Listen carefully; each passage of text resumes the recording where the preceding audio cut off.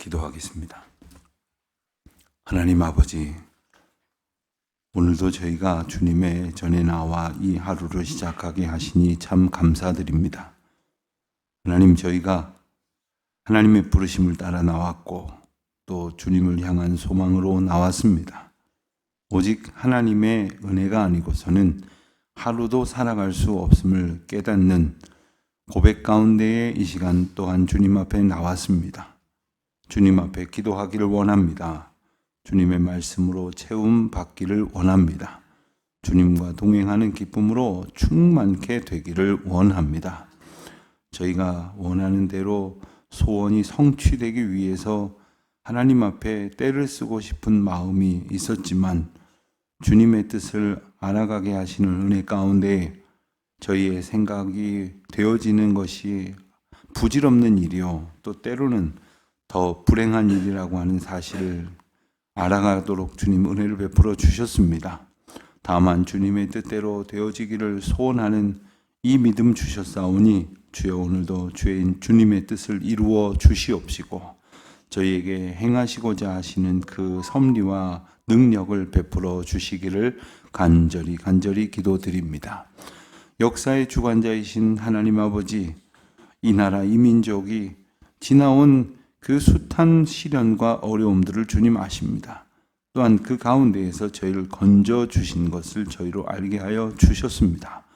저희가 하나님 앞에 늘 그 은혜를 기억하며 소망하는 공동체가 되게 하여 주시옵시고 무엇보다도 이 시절 이 시대에 닥쳐오는 또 다른 시련 앞에서 더욱 주님을 의지하며 주님께로 되돌아가기를 소원하는 귀한 깨달음이 넘쳐나게 하여 주시옵소서.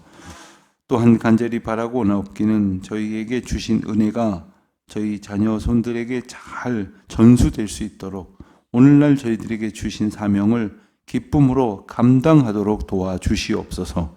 저희들은 새로운 성전을 짓고 있습니다. 새로운 예배당이 하나님의 놀라운 임재와 역사를 깨닫고 감사하는 귀한 장소가 되어질 것을 믿고 간절히 소망합니다.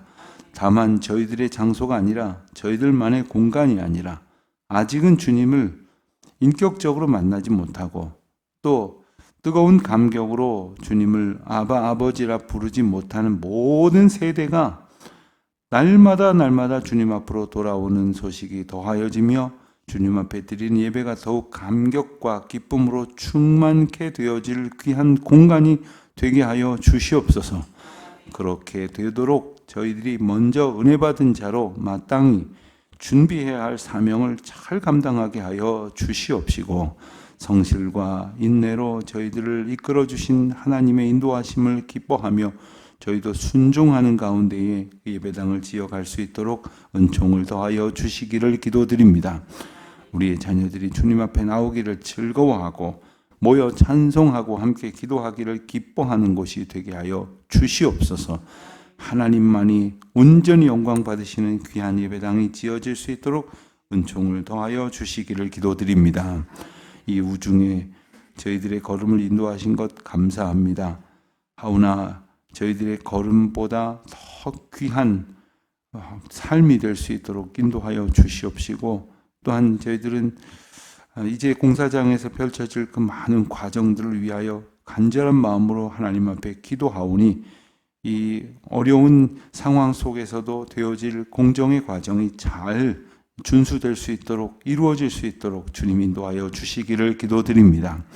장마철에 많은 비로 인하여 지장을 분명 받게 될 것이오나 현명하고 지혜롭게 대처하여서 감당할 수 있는 공사의 과정들이 이루어질 수 있도록 도와주시고 아직 지어져가는 건물이기에 생겨날 수 있는 모든 안전의 문제가 잘 대비되어질 수 있도록 주님 담당하시는 모든 분들에게 하나님의 권능과 지혜를 덧입혀 주시기를 기도드립니다. 깊은 지하의 땅을 파서 예배당을 세우고자 합니다. 하나님께서 간섭하여 주셔서 그 지하의 모든 환경이 어려움의 요소이지만 잘 감당하여져서 정말 귀하고 아름답고 따뜻하고 하나님께 영광을 돌려드릴 귀한 뜨거운 찬양이 넘쳐나는 공간이 되도록 주님 인도하여 주시옵소서. 예배당이 들어서면서 아무것도 그 은혜를 깨닫지 못하여 불평하고 원망하고자 하는 마음이 가졌던 이웃들이 있다면 주님 저들의 마음을 친히 어루만져 주시고 녹여 주시고 함께 주님을 찬양하는 기쁨이 넘쳐날 수 있도록 주님 함께하여 주시옵소서. 오늘도 주님 앞에 간절한 기도의 제목을 가지고 나왔습니다. 저희의 제목이 주님 앞에 상달되어지는 과정 가운데 먼저 하나님의 임재와 은혜를 충만히 누리는 저희들 되게 하여 주시옵소서. 그저 나 자신의 여망을 가지고 주님 앞에 나왔으나 주님께서 깨닫게 하시는 그 귀한 중보의 제목들을 또한 붙들고 하나님 앞에 감사하며 기도하는 저희들 되게 하여 주시옵소서. 이 아침에도 주님 주신 귀한 말씀의 은혜가 풍성히 저희들의 귀를 통하여 또한 저희들의 입으로 또한 저희들의 입과 걸음을 통하여 수많은 사람들과 나뉘어지는 복이 시작되게 하옵소서. 감사하오며 예수님의 이름으로 기도드립니다. 아멘. 시편 78편 말씀 봅니다. 시편 78편 1절로 8절까지 말씀 이제 우리 함께 한 목소리로 봉독하겠습니다. 내 백성이여 내 율법을 들으며 내 입의 말에 귀를 기울일지어다. 내가 입을 열어 비유로 말하며 예로부터 감추어졌던 것을 드러내려 하니 이는 우리가 들어서 아는 바요 우리의 조상들이 우리에게 전한 바라. 우리가 이를 그들의 자손에게 숨기지 아니하고 여호와의 영예와 그의 능력과 그가 행하신 기이한 사적을 후대에 전하리로다.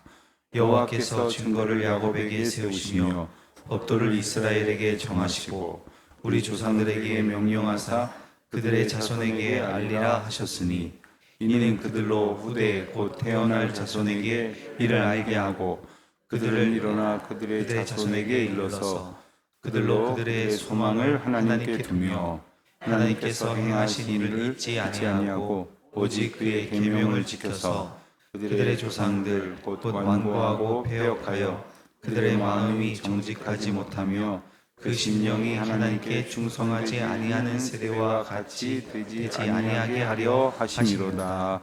아멘. 오늘 말씀이 기록된 78편은 시편 150편 중에서 가장 길기로 따지면 두 번째로 긴 그런 특징을 가지고 있는 시입니다. 우리가 잘 아는 119편, 시편 119편이 제일 긴 시죠. 176절이나 됩니다. 그러면 제일 짧은 건 뭔지 아십니까? 갑자기 생각이 나기를 제일 짧은 것. 그거는 119편 바로 앞에 있는 두 절로 된 117편이 제일 짧습니다. 그런데 가장 긴 176편에 이어서 그 다음으로 긴 78편은 모두 72절까지나 되어 있습니다. 이 긴 시에 과연 무슨 내용이 담겨져 있을까요?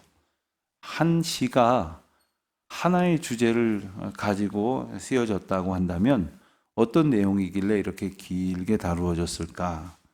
그것은 바로 이스라엘의 역사를 담고 있기 때문입니다. 이스라엘 역사가 길겠죠. 그리고 그 긴 이스라엘 역사를 회고하는 그러한 내용이 있습니다. 근데 이스라엘 역사를 어떻게 회고하느냐? 이스라엘에게 하나님께서 베푸신 구원의 은혜, 구원의 역사를 회고하는 내용이 바로 78편이다. 이렇게 볼 수가 있겠습니다. 그러니까 하나님께서 이스라엘 백성들을 애굽으로부터 건져내시고 그리고 가나안 땅에 이르도록 하시기까지 그 숱한 시련의 과정들, 사실 오늘날 중동 전쟁이 벌어지는 그 근원을 따져 올라가면 그 옛날 팔레스타인 땅, 성경에 나오는 가나안 땅이죠. 그곳에서 벌어졌던 그 숱한 전쟁의 역사를 떠올리지 않을 수 없습니다.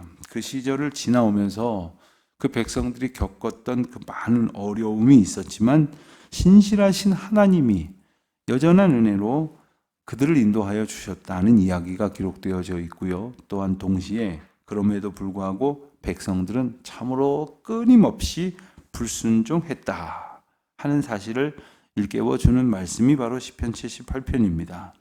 그렇다면 단순히 과거의 역사를 그렇게 소개하는 것이냐? 역사는 단순한 사실의 나열만이 아니라 역사는 오늘에 주는 교훈, 메시지가 분명히 담겨져 있는 겁니다. 역사를 잊은 민족은 미래가 없다, 이런 말을 하는데 그 역사를 단순히 알고 있는 것을 의미 있다고 보는 것이 아니라 그 역사가 주는 교훈이 어떤 것인지를 마음에 새겨야 하겠죠. 이스라엘 백성들의 역사의 교훈이 무엇이겠습니까?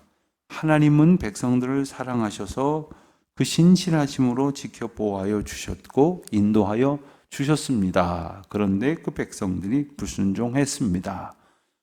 그러니 이제 하나님 앞에 백성들이 온전한 순종의 사람들로 살아갈 수 있어야 하겠습니다. 여기까지 이르러야겠지요. 그리고 오늘 말씀에서 우리가 읽은 것처럼 그렇게 되어지기 위해서 반드시 필요한 과정이 하나 있습니다. 역사를 단순히 기록하고 보존하고 그리고 그것을 증언하는 과정을 통해서 전수하는 것에서 그쳐지는 것이 아니라 그 역사의 흐름을 통하여 하나님께서 주신 메시지가 자녀들에게 가르쳐지고 그리고 그들이 그것을 배워서 그들의 삶의 방향으로 새롭게 잡아야 한다는 것. 그래서 가르치는 것이 오늘 본문의 매우 귀중한 권면이고 그리고 책임과 의무, 자녀들에게 가르쳐야 할 책무가 있다는 사실을 분명히 하고 있는 것이 오늘 본문의 내용입니다. 9절 이하의 내용이 사실은 앞서 말씀드린 이스라엘의 구원의 역사, 하나님께로부터 받은 구원의 역사, 불순종의 역사를 아주 길게 나열한 것이라고 하면 8절까지의 말씀은 그 서론에 해당이 되는 말씀입니다. 78편을 이제 오늘, 내일, 그리고 월요일, 화요일까지 이렇게 나눠서 보게 되는데 그 내용 가운데에 담겨져 있는 그 전반적인 내용을 사실 우리는 잘 알고 있습니다. 성경 곳곳에 나오는 이야기가 축약되어 있는 내용이 됩니다. 그런데 그 똑같은 내용이 담겨져 있는 것이 어떤 의미가 있겠습니까? 다른 곳에서 이미 다 보았고 볼 수 있는 내용이 담겨져 있는 것은 이것이야말로 자녀손들에게 반드시 가르쳐져야 하는 것이다 라는 사실을 말하고 있기 때문에 그렇습니다. 1절 2절 말씀을 보면 내 백성이여 내 율법을 들으며 내 입의 말에 귀를 기울일지어다 이렇게 말합니다. 내 백성이여 율법을 들으라 또 귀를 기울이라. 그러니까 하나님께서 주신 말씀을 말할 테니 들으라는 얘기예요. 율법이라고 말하고 있는 것은 하나님께서 주셨다는 말씀임을 전제하고 있습니다. 내 입에 하나님께서 넣어주신 그 말씀을 내가 말할 때에 귀를 기울이라는 이야기입니다. 우리는 많은 말을 합니다. 또 많은 말에 귀를 기울입니다. 요즘은 이 사람과 사람 사이에 말을 주고받는 것뿐만 아니라 이렇게 틀어놓고 그 기계에서 나오는 여러 가지 메시지들을 내가 듣습니다. 그것을 들으면서 내가 무엇을 해야 하는지를 계속 생각하게 만듭니다. 그런데 우리가 정말로 들어야 할 것이 무엇인가를 생각해 봐야 합니다. 정말 들어야 할 것은 듣지 않고 쓸데없는 거를 잔뜩 들으면서 마치 내가 박식해지고 똑똑해지고 그리고 삶이 풍성해질 것이라고 착각해서는 안 됩니다. 자녀들에게 가르치는 것도 마찬가지죠. 자, 그렇다면 그것은 또한 어떤 것인지 2절에는 비유로 말한다. 내가 입을 열어 비유로 말한다. 그러니까 비유로 말한다는 말은 쉽게 풀어서 말한다라는 뜻이라고 이해를 할 수 있겠습니다. 왜 입을 열어 비유로 말하는가? 이미 들었기 때문에 말하지 않아도 다 알 수 있어야 하는 것 아니냐 하고 끝나는 것이 아니라 더 많은 사람들이 더 분명히 더 잘 알아들을 수 있도록 하겠다라는 것입니다. 그리고 그렇게 해야 된다는 말씀도 주시는 것이죠. 이것은 예로부터 감추어진 것을 드러내려 한다고 했습니다. 하나님의 말씀은 꽁꽁 숨겨진 것이 아닙니다. 그러나 하나님의 말씀이 밝히 보아 알게 된 사람에게는 환히 드러난 것이지만 그렇지 아니한 사람에게는 마치 감춰진 것이나 마찬가지입니다. 매일 똑같은 길을 지나면서 그곳에 저런 집이 있었나, 저런 가게가 있었나, 저런 어떤 물건이 놓여 있었나? 난 처음 보는 것 같다. 이렇게 말하는 사람들이 있죠. 분명히 그 자리에 뭐 몇 달 전부터 몇 년 전부터 있었는데 못 본 겁니다. 그건 감추어진 것이나 마찬가지이죠. 세상에 하나님의 놀라운 역사가 날마다 계속되고 있는데 우리 자녀들이 그 하나님의 역사를 하나님의 주권적인 은혜로 깨닫지 못한다면 마치 감추어져 있는 것과 같습니다. 그것이 드러나서 그들에게 가르쳐지도록 해야 된다는 것이죠. 3절에 보면 그것은 우리가 들어서 아는 바요 조상들이 우리에게 전한 바라. 다시 말하면 지금 처음 듣는 게 아니라는 겁니다. 오늘 우리가 찬송을 부르기도 평생에 듣던 말씀 또 말씀해 주십시오. 이렇게 찬송을 하고 있는데 가끔 어떤 분들은 그런 말씀이 있어요. 아니 오늘 목사님 말씀은 뭐 늘 듣던 말씀이에요. 뭐 다 아는 말씀이에요. 뭐 이렇게 말씀을 하시는데 그럼에도 불구하고 그 말씀대로 우리가 살아가고 있는지를 다시금 돌아봐야 한다는 의미를 붙들지 못하면 그건 내가 아는 건데 여러분 우리가 아는 거 다 지켜 행하고 그렇게 살아갈 수만 있다면 얼마나 좋겠습니까? 하나님께서 우리에게 들려주신 말씀을 정말 몰라서 우리가 안 지키는 겁니까? 그러나 안다고 하지만 그 아는 대로 삶이 고백되어지지 아니하는 그 많은 하나님의 음성의 메시지들을 오늘 또다시 우리에게 들려주시는 이유가 무엇인지를 깨달아 알아야 할 것입니다. 그런데 중요한 것은 우리가 들어야 되는 것, 그리고 하나님께서부터 예로부터 주셨던 그 말씀, 그 조상들로부터 우리가 지금까지 들어왔던 그 말씀을 그냥 귀 기울이라고 그렇게 명령하는 것에 그치는 것이 아니라 거기에는 중요한 이유가 있습니다. 4절에 보는 대로 그들의 자손에게 숨기지 않고 그것을 전하라고 하시는 명령 때문에 그렇습니다. 구체적으로 세 가지를 말합니다. 여호와의 영예와 그의 능력과 그가 행하신 기이한 사적을 전하라. 그래야만 그것을 통해서 하나님이 어떤 분이신가를 깨닫게 된다는 거예요. 하나님이 누구이신지를 알지 못하니까 하나님의 능력 앞에서 하나님을 찬송하지 못하는 거고 또 하나님에 대해서 오해하고 불평하고 원망하게 되는 거죠. 5절에 보면 그것은 또한 우리에게 주신 이미 우리 조상들에게 주신 명령이라는 사실을 확인할 수가 있습니다. 여호와께서 증거를 세우시며 법도를 정하셨는데 그것을 이미 우리 조상들에게 명령하셨습니다. 뭐라고 명령하셨어요? 그들의 자손에게 알리라 명령하셨습니다. 이 명령은 오늘날도 우리에게 유효합니다. 우리가 우리 자녀들을 듣든지 아니 듣든지 계속해서 하나님의 말씀으로 가르쳐야 됩니다. 그런데 여기에 중요한 전제가 있습니다. 우리가 자녀들을 가르치고 또 교회에서 만나는 자녀들을 교회의 다음 세대라고 이렇게 말을 한다면 가르칠 때에 그냥 무턱대고 가르쳐서는 안 됩니다. 내 수준에서 가르치면 안 되고 듣는 사람이 기쁘고 즐겁고 매력 있게 느끼면서 들을 수 있도록 가르쳐야 됩니다. 우리가 새로운 성전 예배당을 이렇게 짓는 과정에서 여러 가지로 참고하고 이렇게 노력을 하는 것은 뭐냐 하면 이 다음 세대, 우리 자녀들의 세대, 특히 젊은 세대, 또 어린이들이 자라오면서 이 교회에서 정말 하나님 앞에서의 삶의 기쁨과 감사와 그리고 은혜의 본질로부터 충만하여질 수 있는 공간이 되기 위해서는 쉽게 말하면 의미 있고 영적으로 의미 있고도 그러면서도 신앙생활의 기쁨이 같이 녹아져 있어야 합니다. 어떤 분들이 그런 말씀을 하시더라고요.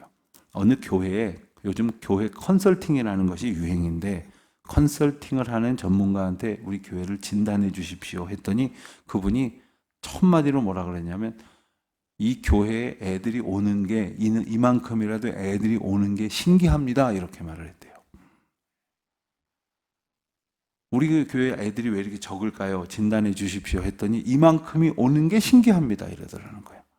다 하나같이 어른들을 위한 공간, 어른들만 편하고 어른들만 익숙하고 그러니까 이 교회라는 공간과 교회 안에 어떤 문화와 가르치고 배우는 모든 풍토와 분위기나 이런 것들이 다 익숙한 사람들의 익숙함을 위하게 맞춰져 있다는 거예요.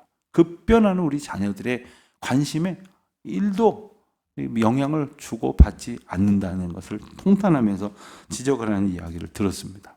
물론 이 시류에 다 맞춰가는 것이 쉽지는 않습니다. 그렇기 때문에 하나님의 말씀을 오늘 우리들의 자녀들이 잘 들을 수 있게 하기 위해서는 그들이 하나님을 만나는 기쁨이 누려질 수 있도록 사랑과 기쁨으로 하나님께서 주신 사명 앞에 충성하는 그러한 노력이 우리에게 반드시 있어야 한다는 것입니다.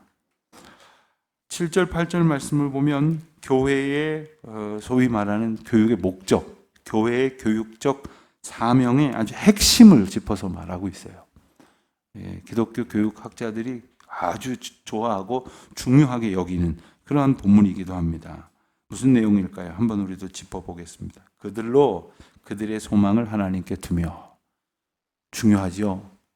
이건 그들, 특별히 우리 자녀들이나 후대뿐만 아닙니다. 우리도 마찬가지입니다. 매일매일 우리가 하나님 말씀 붙들어야 되는 이유, 하나님 말씀 묵상해야 되는 이유, 하나님 말씀을 지키고 그리고 그것을 배우고 가르쳐야 될 이유가 뭐냐? 날마다 우리의 소망을 하나님께 두게끔 하시는 하나님의 인도하심에 합당해야 한다는 것이죠.